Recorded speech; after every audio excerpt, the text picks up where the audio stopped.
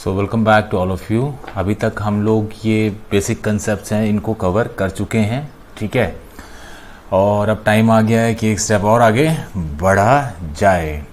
तो जी हाँ, आज हम पढ़ने वाले हैं systems of accounting, double entry system and single entry system. इसको जानना और ज़्यादा इम्पोर्टेंट इसलिए हो जाता है कि भाई आपकी बुक पे ही लिखा हुआ रहता है डबल एंट्री सिस्टम।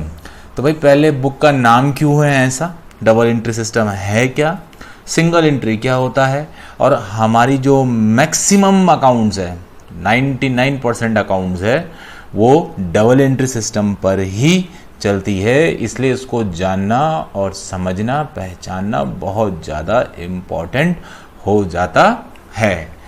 सो भाई मैं हूं दीपेंदु शर्मा और आपका स्वागत करता हूं कॉमर्स के फंडा पे। और अगर आपने चैनल को अभी तक सब्सक्राइब नहीं किया है, लाइक नहीं किया, शेयर नहीं किया है तो जल्दी से सब्सक्राइब करिएगा, लाइक भी करिएगा और शेयर भी करिएगा अपने फ्रेंड्स के साथ। So let's start. See double entry system है हमारा। सो भाई यहाँ पर जैसे आपके सामने दिख ही रहा होगा आप लोगों की, एक डाइस बना हुआ है। इसमें आपको दो चीज़ें लिखी हुई दिख रही होंगी, एक डेबिट एंड क्रेडिट, ठीक है जी।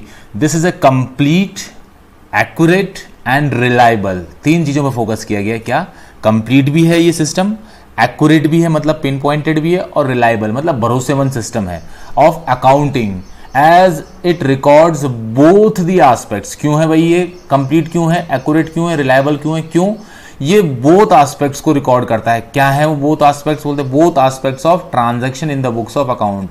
तो जैसे कि हम लोगों ने एक पढ़ी थी क्या चीज, पिछले वीडियो में हमने पढ़ी थी क्या, डुअल एस्पेक्ट। जिसने वो वीडियो नहीं देखा है पहले उस वीडियो को जाके देखें, ठीक है। डुअल एस्पेक्ट में हमने बताया था कि हर ट्रांजैक्शन के दो बोलते हैं एस्पेक्ट तो होते ही हैं मिनिमम, ठीक है। एक डेबिट एस्पेक्ट और एक क्रेडिट एस्पेक्ट, ठीक है। उसी को ये कंटिन्यू करते हुए है आपका, ठीक है। तो बोलते हैं ये उन दोनों एस्पेक्ट को ये system double entry system record करता है। इसी वजह से इससे मिलने वाली जो इंफॉर्मेशन है वो कंप्लीट होती है, एक्यूरेट भी होती है और रिलायबल भी होती है। Principles of double entry system बोलते हैं ये बेस किस पर है आपको ध्यान रखिएगा, ठीक है। डुअल एस्पेक्ट पर ही बेस्ड है बेसिकली, जो हमने पढ़ा था इससे पहले। There are two aspect of every transaction, यही डुअल एस्पेक्ट में भी कहा गया था, डेबिट एंड क्रेडिट, एक receiving aspect and giving aspect, ठीक है। बोथ दी बोलते हैं both the aspect should be recorded in the books of accounts. बोलते हैं दोनों एस्पेक्ट्स को आपको अपनी जो अकाउंट्स की बुक्स होती हैं, जैसे जर्नल हो गई, सब्सिडरी बुक्स हो गई, आपकी फाइनेंशियल स्टेटमेंट्स हो गई, हर जगह आपको दोनों एस्पेक्ट को रिकॉर्ड करना चाहिए और करना ही पड़ेगा अगर आप चाहते हैं आपकी इंफॉर्मेशन कैसी हो, कंप्लीट हो, एक्यूरेट हो और रिलायबल हो अकाउंट्स की इंफॉर्मेशन आपके यूजर्स ऑफ अकाउंटिंग इंफॉर्मेशन के लिए और आपके लिए भी, ठीक है। सो बोलते हैं आपको क्या करना चाहिए, दोनों एस्पेक्ट को रिकॉर्ड करना चाहिए। इसीलिए कहा जाता है for every debit there must be a corresponding credit. अगर एक डेबिट है तो उसके अगेंस्ट में क्रेडिट भी होगा ही होगा, क्योंकि दोनों एस्पेक्ट रिकॉर्ड करने ही पड़ते हैं। और इसी का वाइस वर्सा मींस अपोजिट, हर क्रेडिट के लिए एक डेबिट भी होगा ही होगा। तो ये था हमारा डबल एंट्री सिस्टम। यहां पर हम दोनों एस्पेक्ट रिकॉर्ड करते हैं, ठीक है। रिकॉर्ड करना कंपलसरी होता है क्योंकि तभी आपके अकाउंट्स की इंफॉर्मेशन कैसे बनेगी, कंप्लीट, एक्यूरेट एंड रिलायबल। अब जरा हम देखते हैं सिंगल एंट्री सिस्टम की तरफ बढ़ते हैं, ठीक है जी। आप फोटो में देख रहे होंगे क्या लिखा हुआ है, इनकम्प्लीट। जैसे आपके सामने फिगर है उसमें साफ दिख रहा होगा इनकम्प्लीट। इनकम्प्लीट क्यों होता है जरा ये भी देख लेते हैं। ये जो सिस्टम है इसको इनकम्प्लीट पहले ही क्यों जोड़ दिया गया, ठीक। It is not a complete system of accounting, पहली ही लाइन में बता दिया गया भैया कि बिल्कुल भी कंप्लीट सिस्टम नहीं है अकाउंटिंग का, तो मतलब रिलायबल तो हुआ ही नहीं। जो सिस्टम कंप्लीट ही नहीं है वो रिलायबल भी नहीं हो सकता। फिर under this system in some transactions, इस सिस्टम में बोल रहे हैं कि कुछ ट्रांजैक्शन के बोथ दी एस्पेक्ट्स में भी रिकॉर्डेड हो सकता है। कुछ ट्रांजैक्शन के हम दोनों एस्पेक्ट मतलब डेबिट एस्पेक्ट और क्रेडिट एस्पेक्ट दोनों को रिकॉर्ड करें, ठीक है। And for some others only one aspect में भी रिकॉर्डेड, और हो सकता है किसी के लिए हम सिर्फ एक ही एस्पेक्ट रिकॉर्ड करें, सिर्फ डेबिट या तो क्रेडिट, ठीक। अब जिन बच्चों को दिमाग में आ रहा होगा सर ये डेबिट क्या है, क्रेडिट क्या है, बेटा इसके लिए एक अलग से चैप्टर है जो आगे हम पढ़ने वाले हैं।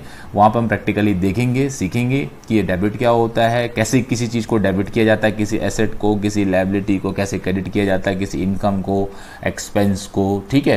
तो वो हमने अलग से चैप्टर में सीखना है, बट इतना पता होना चाहिए कि दो एस्पेक्ट होते हैं, डेबिट एस्पेक्ट और क्रेडिट एस्पेक्ट, ठीक है। तो भाई इस सिस्टम में क्या होता है, किसी ट्रांजैक्शन के तो दोनों एस्पेक्ट रिकॉर्ड हो रहे हैं और किसी ट्रांजैक्शन का एक ही एस्पेक्ट रिकॉर्ड हो रहा है, और हो सकता है किसी ट्रांजैक्शन का तो कोई एस्पेक्ट रिकॉर्ड ही ना करें, ठीक। It is a mixture of double entry, one entry and no entry. ये कुछ ट्रांजैक्शन को तो रिकॉर्ड ही नहीं करते।